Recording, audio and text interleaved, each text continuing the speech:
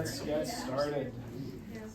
So, how did we all find the test? Pretty good. So, I'm a little over halfway done marking them. So, they should be out in the next day or two. And so far, unless the final 40% of people do much worse, people generally did pretty well. So, whatever you did studying-wise should work for the future test. They'll be roughly equal in terms of difficulty, give or take a little. And they'll all have the same format, 9 definitions, 3 written. Okay, so the next chapter is entitled Why Be Moral? Moral Reasons and Well-Being. This, to some extent, builds on the prior chapter, which was on selfishness. So this is about reasons to be moral. What is our motivation to be moral, and related questions. So the chapter mentions a few people who are often talked about in combination, and I'll just quickly refresh our memory about who these people are. And those are Socrates, Plato, and Aristotle. And then we'll connect this to contemporary empirical psychology studies. So, for those of you who haven't taken a philosophy class, Socrates is the literally the grandfather, but the first out of these 3. So, the story goes, Socrates met the oracle at Delphi. Have I told this story before? So, does anyone know what the oracle at Delphi told Socrates? Famous philosophy story. Yep. He was the wisest man in Athens. You're the wisest man in Athens. Now Socrates heard that and thought, well, I'm not that wise. I'm pretty average. And what he concluded from that was, I'm wise because I know that I don't know. So his whole approach was kind of skepticism. He would question the other philosophers and show them that they didn't know what they thought they knew. And so they killed him. His student, his most famous student, was Plato. One of my favorite philosophers, Karl Popper, argued that basically Plato is to Socrates what Judas is to Jesus. That's kind of a colorful way of putting it. He admired Socrates, but he put forward a very different system. Plato was very dogmatic. He had a rich philosophical and metaphysical system that he defended as being absolutely true, which probably Socrates wouldn't have liked. However, the reason I bring this up is it starts off by talking about one of Plato's books. The way Plato writes, he wanted to be a playwright, but that didn't work out and he became a philosopher. But his books are sort of plays, dialogues. They are debates between the character Socrates and people that Socrates argues with. And in Plato's later works, scholars generally think that it has very little to do with what Socrates thinks. It's just Plato putting forward his own metaphysical system in the mouth of Socrates. And then Aristotle is Plato's student, who is more, as the kids would say, based, in my opinion. Anyways, there's a very famous dialogue between Socrates and Glaucon. So this is in Plato's Republic, which is his most famous book. And Glaucon argues, you can think of it as a kind of egoism, that people are only morally motivated because of what it gets them. Morality, or justice as Plato calls it, is not good for its own sake, it's good because of what it gets you.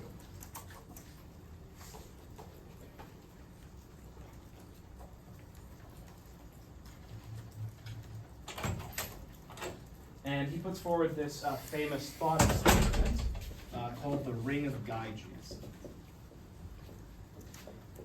I believe this story comes from outside of Plato. I could be wrong about that. But the story is we're asked to imagine a man named Gyges who finds a ring that makes him invisible. And this is supposed to be a metaphor for being insulated from the costs of immoral behavior. So the idea here is you can do whatever you want. You can steal from people, become rich, engage in horrible acts, and get away with them. And the intuition that Glaucon is pushing in the story is everyone would behave immorally. Once the punishments or costs of immoral behavior are removed, no one would avoid doing the immoral behavior.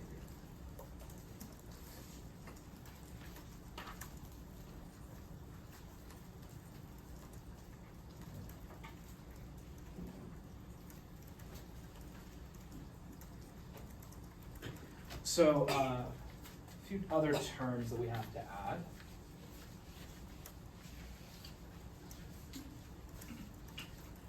And actually, while you finish taking notes, I'm just going to download the key terms list. I forgot to do that.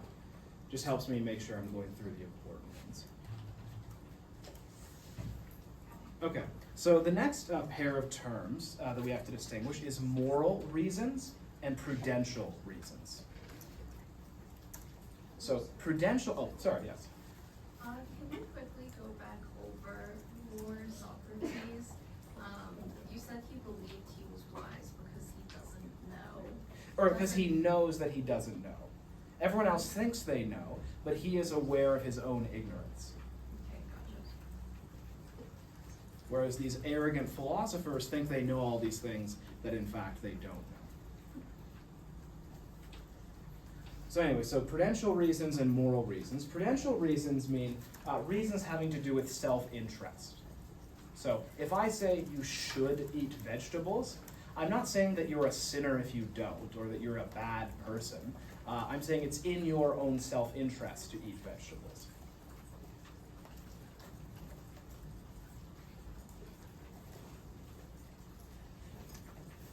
So one way to think about a big chunk of this chapter is there are different sorts of theories about what is in our own self-interest. So of course, I'll just say for Glaucon, this character in Plato's book, he thinks that moral reasons ultimately are about prudential reasons. The only reason to be good is that it's in your own self-interest, unless you have this magic ring. Leaving that temporarily aside, though, what is in our own best interest? What counts as a good prudential reason? One influential theory we saw or a different version of it in the prior chapter is hedonism. Now, in the prior chapter, hedonism came up as a psychological theory wherein the idea is we are all motivated by pleasure. That's the only thing we care about, specifically our own. Here, it's in the context of prudential reasons. The idea here is, in prudential terms, you should do what maximizes your own pleasure. That's what well-being actually is. So the good life is a life that consists of pleasure.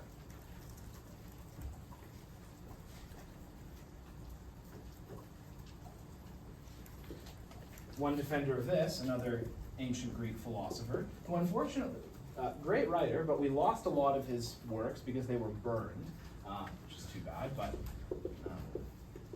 Epicurus. So Epicurus has a kind of, and both now and at the time, had a kind of reputation because his theory of well-being emphasized pleasure. People thought, those Epicureans, they're all just about sex, drugs, and rock and roll. I mean, they wouldn't have said it like that, but that's the reputation they had. But funny enough, Epicurus was actually skeptical of those kinds of pleasures. He thought that, alcohol, sex, those kinds of things lead to more trouble than they're worth. I'm not necessarily endorsing that, but that was his view. He thought that a life of simple pleasures was more sustainable.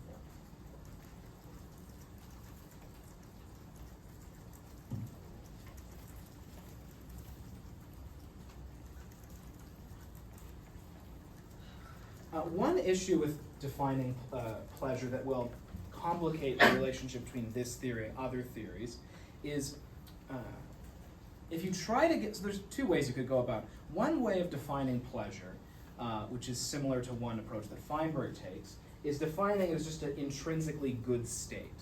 So what is pleasure? Well, it just feels good. That's what it means. A different way of going about it is to say that pleasure is a state that you instinctively desire. And then you can cash out desire in functional or behavioral terms. So to say that a state is pleasurable is to say it's a state that you would like to continue, or that you desire that it continue. I talk about related issues more in Psych 405, I could go down a rabbit hole, but I think I'll just stop there.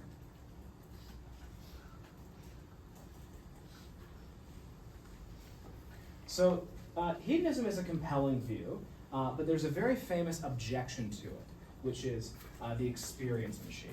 So I'll say a bit about this. This comes from the philosopher Robert Nozick. So I'll say a bit about it, we'll watch a video, and then we'll have some discussion about it. So you're asked to imagine that scientists have invented this machine, the experience machine, and you can program into it however many pleasurable experiences you want. And it's sufficiently well designed that you will be fully immersed and you will believe that it's real and even forget that you're in it. You'll just think this is your life.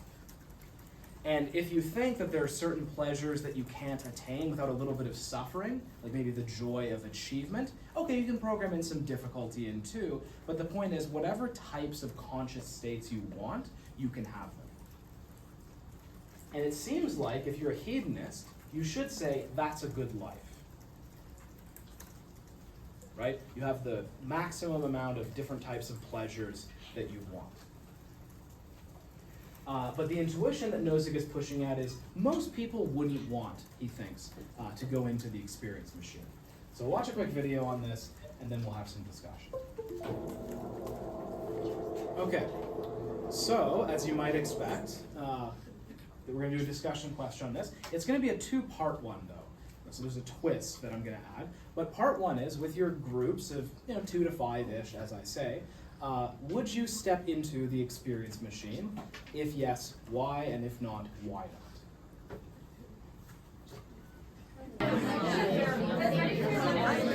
Okay, we'll call that part one. Now that you've had a chance to give different reasons, show of hands who says, no, I would not go into the experience machine. Who says, yes, they would. Now, for those of you who said, no, you wouldn't, how many of you gave some version of, I wouldn't want it because my experiences wouldn't correspond to the real world? Actually, no, okay, maybe half. Okay, interesting. So that's what many people say. Many people say, basically, this counts against hedonism. I care about more things than just having pleasure. I care about, as Hank says, my actions having an effect on the real world. But there's someone named Josh Knobe, who we'll talk about later, you don't have to know his name right now, came up with what I'm going to call the reverse experience machine. And he showed that at least for a substantial portion of people, what's driving their aversion to the experience machine is not that they reject hedonism, but that they have a status quo bias. Here's the reverse experience machine. What happens is you are woken up and you're on the table, and it turns out your whole life has been the experience machine. And all of your family and friends are digits of code or whatever. And it turns out that your, quote, real life outside of the machine is the pleasurable life where you date Beyonce or whatever, all the fun stuff that you would want. How many of you would want to step out of the experience machine? And there, a lot of people still say no. Meaning it's not about hedonism versus not, it's just that they like what they're already familiar with. So that's part of what's driving the intuition. I guess we don't need a second discussion on that, but show of hands, who would step out of the reverse experience machine? Who sticks around here? I think some people are unsure, which is fair enough, but okay, so still less people, but what this shows is that at least part of the aversion to the experience machine is just status quo bias.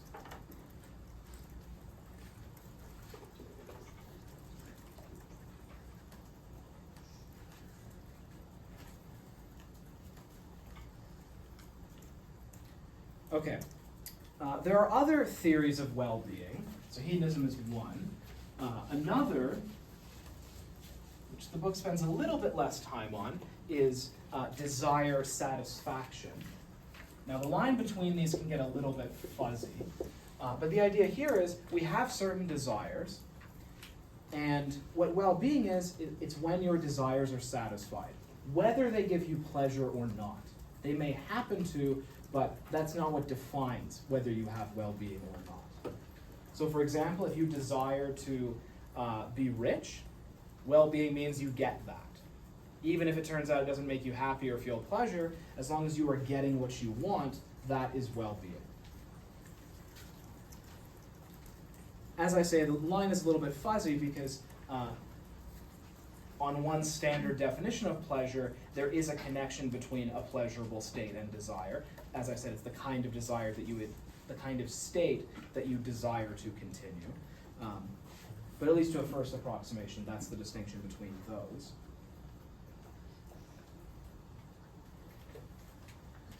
Probably the most popular alternative to hedonism is eudaimonia. This comes from Aristotle.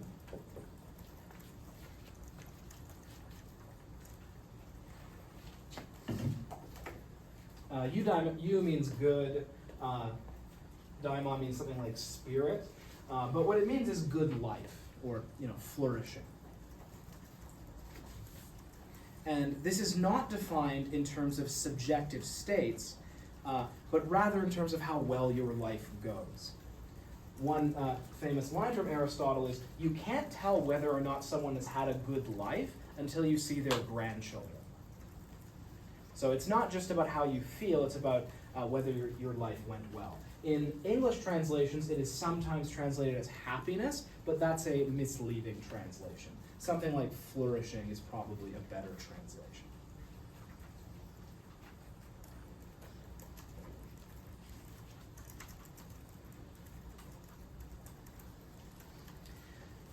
Part of what Aristotle and other people mean by a life well lived is you live in accordance with your function in terms of what you are. So, given that humans are social beings and rational beings, living lives that are where you have friendships and social connections and where you use your reason would count as flourishing lives. You're living in accordance with your function.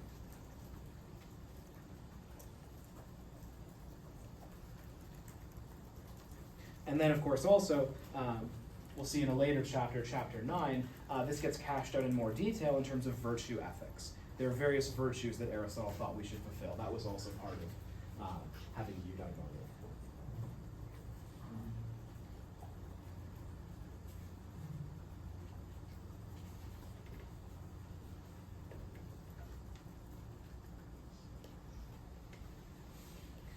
The book then distinguishes between instrumental and intrinsic reasons. Don't worry about that. It's essentially going over familiar ground. It's just using a different set of terms.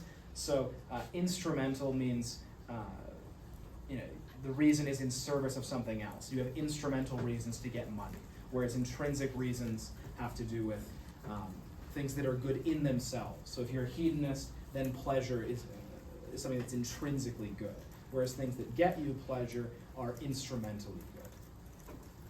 So it's a different way of cashing out a similar distinction we've already seen.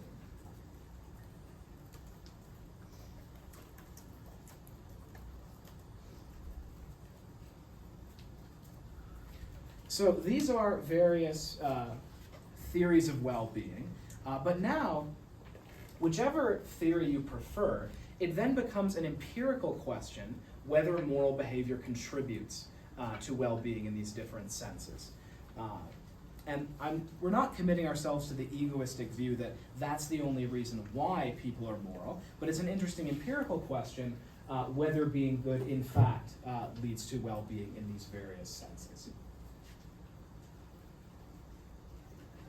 Before I go to that, any questions about these three theories?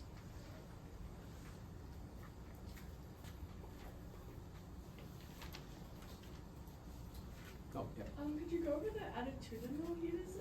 Oh, don't worry about that. Okay. You can cross that one out.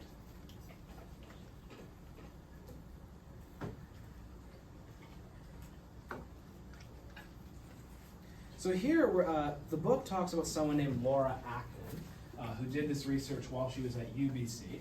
She's now a professor at SFU, so Canadian researcher. And here we'll actually go to her paper. actually, just to lead into it, she'll explain it better than I will. I have a video of Laura Acton describing her research, so I'll show that, maybe add a few things directly from the paper.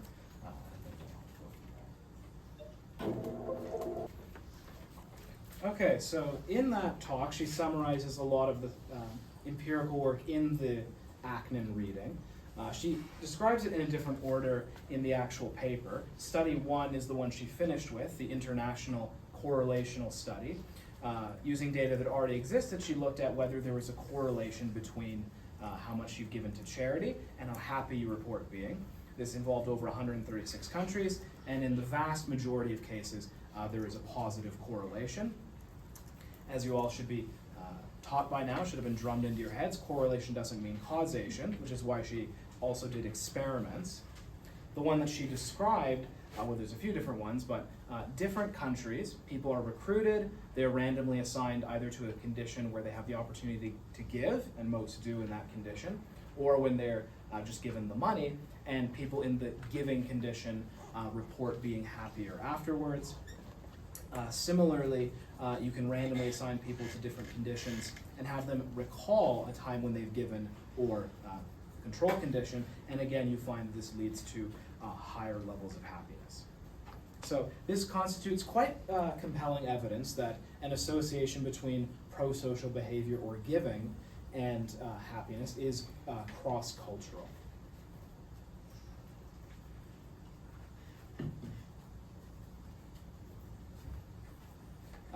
And I think I heard some people talking about this. I will just remind you all that when we go over empirical papers, it's a good time to think about different paper topics. So it's still a while before that, but you may want to start thinking about topics that interest you and maybe start taking notes for the paper. The more time you give yourself, obviously, the easier that will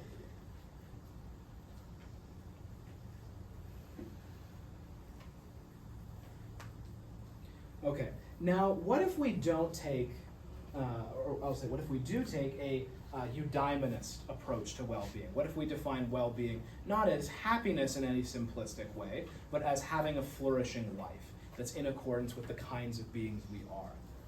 Well, there it's much easier to say that there's a connection between moral behavior and well-being, because remember that Aristotle says we should be living in accordance with our nature as social creatures. So if that's right, if that's what well-being is, then behaving in pro-social or ethical ways will facilitate you keeping your social relationships and therefore contribute to your well-being.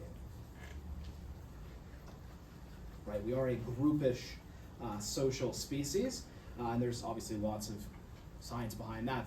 That is the kind of being that we are. So if we have a eudaemonist view of well-being, then morality does contribute to well-being.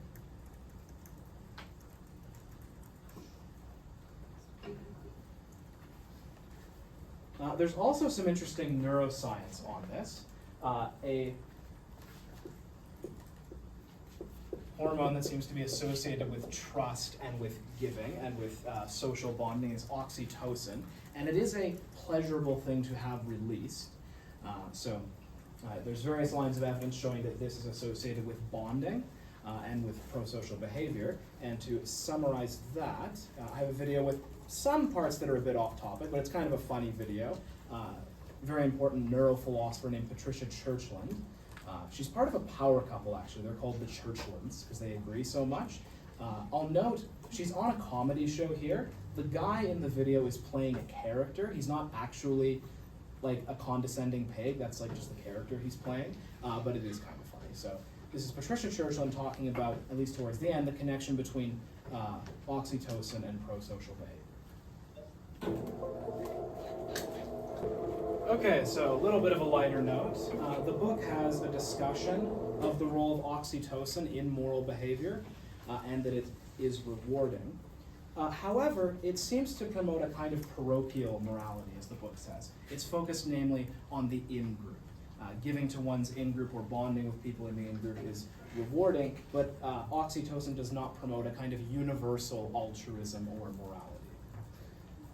As we'll see later, this is going to relate to an argument that Joshua Green makes, where there are moral problems that face us in the contemporary world that we weren't evolved to be able to deal with. So for example, the question of whether to give to charities that help people far away, is not the kind of moral problem we evolved to solve. And so for problems like that, we shouldn't be going with our intuitions. We'll see that argument a bit later. Okay, I've gotten a bit farther than I thought I would. Any questions about anything I've said so far?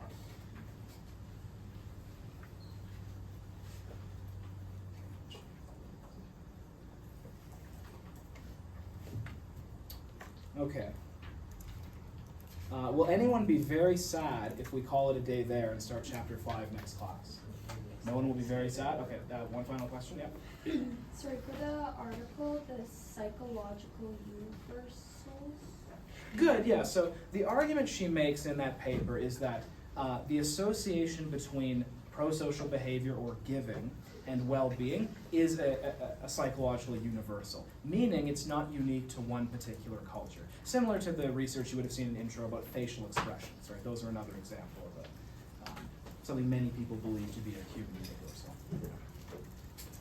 All right, see you all next class. I'll post an announcement once all the grades are up.